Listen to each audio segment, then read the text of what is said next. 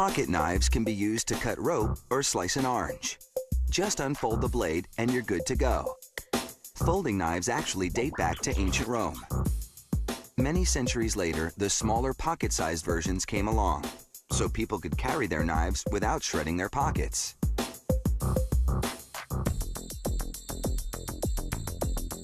Pocket knives can pack a lot of punch. They often contain several blades and tools, all of which can be retracted into the handle. To make pocket knives, rollers first feed a strip of stainless steel to a series of dies. Then dies punch out blade shapes.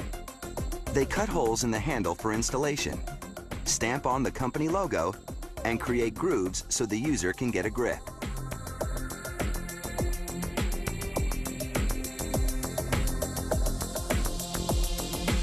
A trip into a fiery furnace hardens the metal.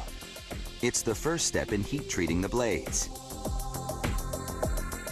Once they're cool, the blade shapes are placed on the magnetized rim of a rotating carousel. It moves the base of the blades under an induction heating coil. The heat anneals that end, making it pliable enough to bend and easier to fit in the pocket knife handle.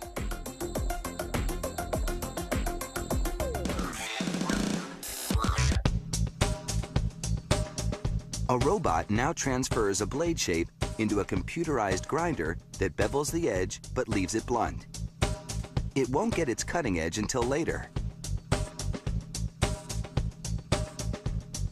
Here, you can see the difference the grinding makes. Vibrating ceramic pellets polish the blades with paste for 32 hours to achieve a mirror finish. A magnetic belt collects them and transfers them to the next station. Meanwhile, a rocking cutting tool carves ridges into a piece of cow shin bone, which will adorn the pocket knife handle.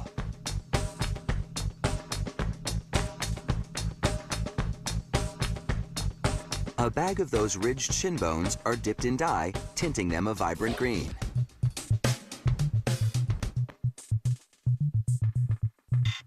Cow shin bone is just one of the many materials used to adorn the knives. Some are synthetic and some are natural. Like this material, mammoth ivory.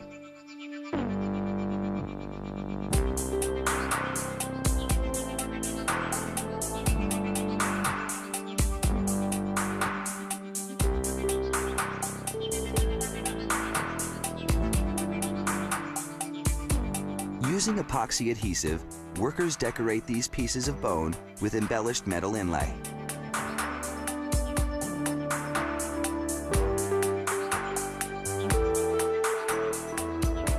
Then, they trim the excess bone so that it's flush to the metal liner. Next, they place a spring on the underside of the bone and brass part, followed by a rocker arm and a spacer. This sandwich is finished off with another bone-covered brass liner. Workers insert blades in one end, first dipping them in oil for lubrication. A pin holds it all together. A separate set of blades goes in the other end of the pocket knife, and another pin is inserted.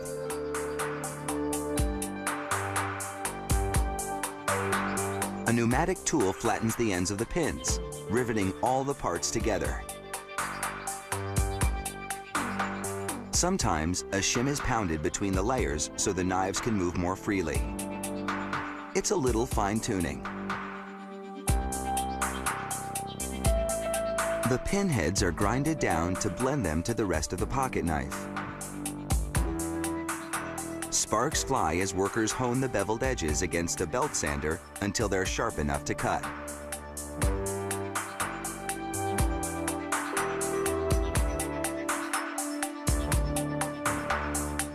Next, all the blades are retracted and the knife is buffed until it shines.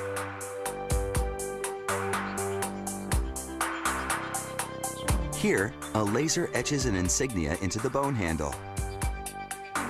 The engraving is enhanced with paint, and now you have a pocket knife that's sharp and sharp looking.